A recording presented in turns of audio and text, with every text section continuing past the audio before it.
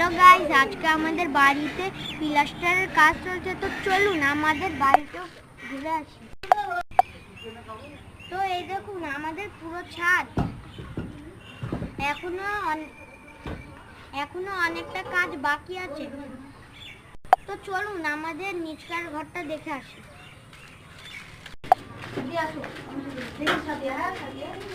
এটা পুরোটা ডাইনিং। তো চলেন আমরা আমাদের রান্নাঘর দেখে আসি।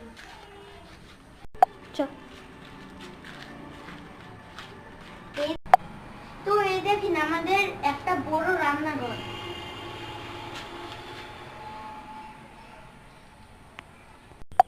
তো চলুন আমাদের